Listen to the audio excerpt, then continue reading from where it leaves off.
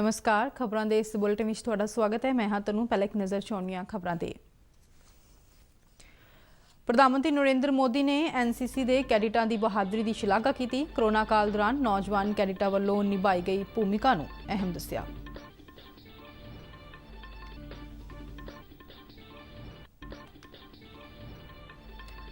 उगे आज़ादी घुलाटिए पंजाब केसरी लाला लाजपत राय जी के 156वें जन्म दिवस मौके उन्होंने राष्ट्र वालों शरदा के फुल भेंट किए जा रहे हैं। उप राष्ट्रपति एम वेंकैया नायडू और प्रधानमंत्री नरेंद्र मोदी ने लाला जी वालों देश की सेवा और विकास लिए किए उपरालियां नूं याद किया। IMF के मुख्य अर्थशास्त्री गीता गोपीनाथ ने आस प्रगटाई कि भारत में लागू किए जा रहे खेती कानूनों नाल किसानां दी आमदन वधेगी।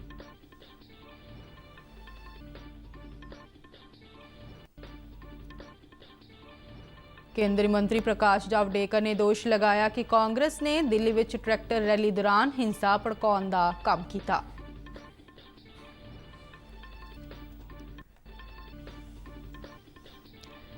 राष्ट्रीय किसान मजदूर संगठन और भारतीय किसान यूनियन ने किसानां दे अंदोलन तो वख होण दा ऐलान किया।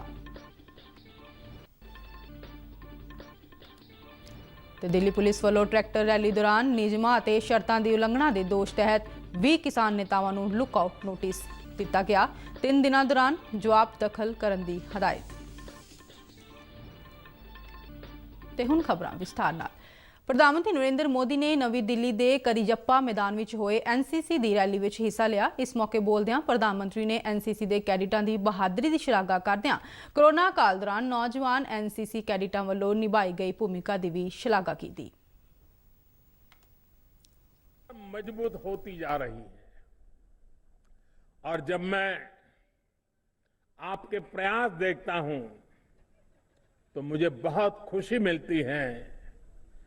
आप पर भरोसा और मजबूत होता है। शौर्य और सेवा भाव भारतीय परंपरा को जहां बढ़ाया जा रहा है वहां एनसीसी कैडेट नजर आता है।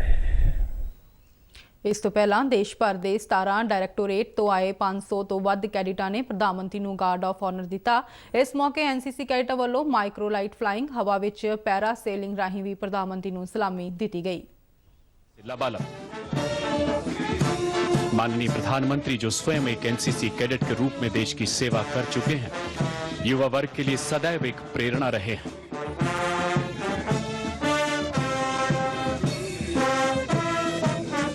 वक्त आने दे बता देंगे तुझे ऐ आसमां। इस बार की कैडेट पीएम रैली में 1000 तो वध लड़के लड़कियां ने हिस्सा लिया। कैडेटां वालों रोमांचकारी जीवन समाजिक कंमाकारां नूं दर्शाउंदियां रुख लगाउण स्वच्छता मुहिम और खूनदान दा सुनेहा देण वालियां झाकियां दा भी प्रदर्शन किया। कोरोना महामारी दौरान किस तरह नाल देश भर में एनसीसी कैडेटां वालों अहम भूमिका निभाई गई उसका प्रदर्शन भी इस दौरान झाकियां में देखने को मिला। रैली दौरान कैडेटां वालों नौजवानों का सुपना आत्मनिर्भर देश हो अपना और मेक इन इंडिया की शानदारी पेशकारी भी सभ्याचारक प्रोग्रामों दौरान की गई। समागम दौरान एनसीसी के बैंड ने भी देशभक्ति दी धुनां की शानदार पेशकारी की। इस मौके रक्षा मंत्री राजनाथ सिंह भी हाजिर सन। उगे आज़ादी घुलाटिए पंजाब केसरी लाला लाजपत राय जी के 156वें जन्म दिवस मौके उन्होंने राष्ट्र वालों शरदा के फुल भेंट किए जा रहे हैं। प्रधानमंत्री नरेंद्र मोदी ने अपने ट्वीट सुनेहे में लाला लाजपत राय नूं याद करदिआं लिखिया कि भारत की आज़ादी की लड़ाई में उन्होंने वड्डमुल्ला योगदान रहा है और आने वाली पीढ़ियां तक उन्होंने यह उपराला देश की सेवा करने लई प्रेरित करते रहेंगे। उप राष्ट्रपति एम वेंकैया नायडू ने उन्होंने याद करदिआं कहा कि उन्होंने वालों दिते गए जोशीले भाषण और लिखे गए लेख नौजवान पीढ़ी और आज़ादी घुलाटियां नूं देश की आज़ादी लई संघर्ष करने लई जागृत करते रहे। उन्होंने कहा कि स्वदेशी अर्थचारे की मजबूती की सोच नाल लाला लाजपत राय ने पंजाब नैशनल बैंक और एक बीमा कंपनी की स्थापना करने में योगदान दिता सी। इस तो इलावा सिक्ख्या के प्रसार लिए भी उन्होंने सिक्ख्या संस्थावां की स्थापना लिए अपना योगदान दिता।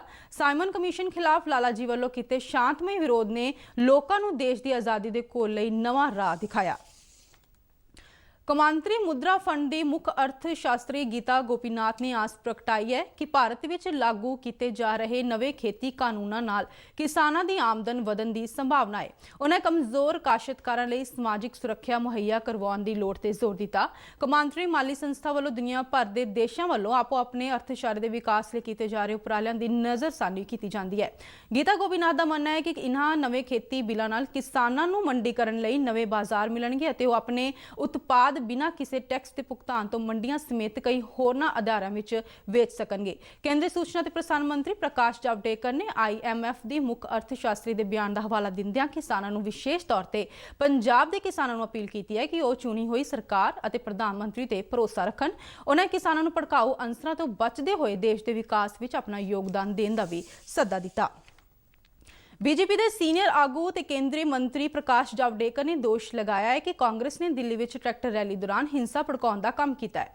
ਨਵੀਂ ਦਿੱਲੀ 'ਚ ਪੱਤਰਕਾਰਾਂ ਨਾਲ ਗੱਲਬਾਤ ਕਰਦਿਆਂ ਕੇਂਦਰੀ ਮੰਤਰੀ ਨੇ ਕਿਹਾ ਹੈ ਕਿ ਕਾਂਗਰਸ ਨੇ ਕਿਸਾਨਾਂ ਦੇ ਵਿਰੋਧ ਪ੍ਰਦਰਸ਼ਨਾਂ ਨੂੰ ਲਗਾਤਾਰ ਤੇਜ਼ ਕੀਤਾ। ਉਹਨਾਂ ਕਾਂਗਰਸੀ ਆਗੂ ਰਾਹੁਲ ਗਾਂਧੀ ਤੇ ਦੋਸ਼ ਲਗਾਇਆ ਹੈ ਕਿ ਉਹ ਲਗਾਤਾਰ ਭੜਕਾਊ ਬਿਆਨ ਦਿੰਦੇ ਰਹੇ। ਜਾਵੜੇਕਰ ਨੇ ਕਿਹਾ ਹੈ ਕਿ ਕਾਂਗਰਸ ਦੇਸ਼ ਵਿੱਚ ਅਸ਼ਾਂਤੀ ਦੀ ਸਥਿਤੀ ਪੈਦਾ ਕਰਨੀ ਚਾਹੁੰਦੀ ਹੈ ਅਤੇ ਇਸੇ ਮੰਤਵ ਨਾਲ ਕਾਂਗਰਸ ਹਰ ਮੁੱਦੇ ਤੇ ਬੇਲੋੜੀ ਸਿਆਸਤ ਕਰ ਰਹੀ ਹੈ। ਉਹਨਾਂ ਨੇ ਕਿਹਾ ਹੈ ਕਿ ਕਾਂਗਰਸ ਵੱਲੋਂ CAA ਦੇ ਵਿਰੋਧ ਵਿੱਚ ਪ੍ਰਦਰਸ਼ਨਾਂ ਦੌਰਾਨ ਵੀ ਇਸੇ ਤਰ੍ਹਾਂ ਦੇ ਕੰਮ ਕੀਤੇ ਗਏ ਸਨ। ਬੀਜੇਪੀ ਦੇ ਸੀਨੀਅਰ ਆਗੂ ਨੇ ਕਿਹਾ ਹੈ ਕਿ ਮੰਗਲਵਾਰ ਨੂੰ ਨਵੀਂ ਦਿੱਲੀ ਵਿੱਚ ਹਿੰਸਾ ਭੜਕਾਉਣ ਅਤੇ ਇਸ ਕੰਮ ਵਿੱਚ ਸ਼ਾਮਲ ਹਰ ਇੱਕ ਵਿਅਕਤੀ ਨੂੰ ਬਣਦੀ ਸਜ਼ਾ ਦਿੱਤੀ ਜਾਣੀ ਚਾਹੀਦੀ ਹੈ। ਉਹਨਾਂ ਨੇ ਕਿਹਾ ਹੈ ਕਿ ਭਾਰਤ ਤਿਰੰਗੇ ਦੇ ਅਪਮਾਨ ਨੂੰ ਕਦੇ ਨਹੀਂ ਭੁੱਲੇਗਾ। ਟਰੈਕਟਰ ਰੈਲੀ ਦੌਰਾਨ ਹੋਈ ਹਿੰਸਾ ਮੌਕੇ ਦਿੱਲੀ ਪੁਲਿਸ ਵੱਲੋਂ ਦਿਖਾਏ ਗਏ संयम ਦੀ ਵੀ ਕੇਂਦਰੀ ਮੰਤਰੀ ਨੇ ਸ਼ਲਾਘਾ ਕੀਤੀ। कांग्रेस ने लगातार उकसाने का काम किया किसानों के आंदोलन में। पंजाब में उनकी सरकार है। राहुल गांधी लगातार केवल समर्थन नहीं कर रहे थे, उकसा रहे थे। CAA में भी ऐसा ही हुआ। कांग्रेस की रैली होती है, सड़क पर आने की वो उकसाते हैं। ਇਸ ਤੋਂ ਪਹਿਲਾਂ ਨਵੀਂ ਦਿੱਲੀ ਵਿੱਚ ਕੇਂਦਰੀ ਮੰਤਰੀ ਮੰਡਲ ਦੇ ਆਰਥਿਕ ਮਾਮਲਿਆਂ ਬਾਰੇ ਕਮੇਟੀ ਵੱਲੋਂ ਨਾਰੀਅਲ ਦੀ 12 ਮਹੀਨੇ ਉਪਲਬਧ ਹੋਣ ਵਾਲੀ ਫਸਲ ਦੇ ਘੱਟੋ-ਘੱਟ ਸਮਰਥਨ ਮੁੱਲ ਬਾਰੇ ਜਾਣਕਾਰੀ ਦਿੰਦਿਆਂ ਕੇਂਦਰੀ ਮੰਤਰੀ ਨੇ ਦੱਸਿਆ ਕਿ ਕਮੇਟੀ ਨੇ 375 ਰੁਪਏ ਫੀ ਕੁਇੰਟਲ ਦੇ ਵਾਧੇ ਨਾਲ ਨਾਰੀਅਲ ਦੇ ਨਵੇਂ MSP ਦਾ ਐਲਾਨ ਕੀਤਾ ਹੈ, ਜਿਹੜਾ 10,335 ਰੁਪਏ ਕੁਇੰਟਲ ਹੋਵੇਗਾ।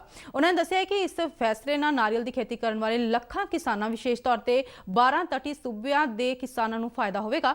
ਕੇਂਦਰੀ ਮੰਤਰੀ ਨੇ ਕਿਹਾ ਹੈ ਕਿ ਕਿਸਾਨਾਂ ਦੀ ਭਲਾਈ ਲਈ ਕੇਂਦਰ ਸਰਕਾਰ ਵੱਲੋਂ ਚੁੱਕੇ ਜਾ ਰਹੇ ਕਦਮਾਂ ਦੀ ਲੜੀ ਵਿੱਚ ਇਹ ਅਹਿਮ ਉਪਰਾਲਾ ਹੈ। ਉਹਨਾਂ ਨੇ ਕਿਹਾ ਕਿ ਅਜਿਹਾ ਦੇਖਣ ਨੂੰ ਮਿਲਿਆ ਹੈ ਕਿ ਜਦੋਂ ਸਰਕਾਰ ਖੇਤੀ ਜਿੰਸਾਂ ਦੀਆਂ ਕੀਮਤਾਂ ਵਿੱਚ ਵਾਧਾ ਦਰਜ ਕਰਦੀ ਹੈ ਤਾਂ ਬਾਜ਼ਾਰ ਵਿੱਚ ਇਸ ਦੇ ਹਾਂ ਪੱਖੀ ਨਤੀਜੇ ਸਾਹਮਣੇ ਆਉਂਦੇ ਨੇ। ਦਿੱਲੀ ਵਿੱਚ ਬੀਤੇ ਦਿਨੀ ਕਿਸਾਨਾਂ ਦੀ ਟਰੈਕਟਰ ਰੈਲੀ ਦੌਰਾਨ ਹੋਈਆਂ ਹਿੰਸਕ ਘਟਨਾਵਾਂ ਨੂੰ ਧਿਆਨ ਵਿੱਚ ਰੱਖਦਿਆਂ ਕੁਝ ਕਿਸਾਨ ਸੰਗਠਨਾਂ ਨੇ ਕਿਸਾਨ ਅੰਦੋਲਨ ਤੋਂ ਆਪਣਾ ਸਮਰਥਨ ਵਾਪਸ ਲੈ ਲਿਆ ਹੈ। ਰਾਸ਼ਟਰੀ ਕਿਸਾਨ ਮਜ਼ਦੂਰ ਸੰਗਠਨ ਦੇ ਕੌਮੀ ਕਨਵੀਨਰ VM ਸਿੰਘ ਨੇ ਕਿਹਾ ਹੈ ਕਿ ਉਹ ਅਜਿਹੇ ਲੋਕਾਂ ਨੂੰ ਆਪਣਾ ਸਮਰਥਨ ਨਹੀਂ ਦੇ ਸਕਦੇ ਜਿਨ੍ਹਾਂ ਦਾ ਵਿਰੋਧ ਕਰਨ ਦਾ ਤਰੀਕਾ ਵੱਖਰਾ ਹੋਵੇ।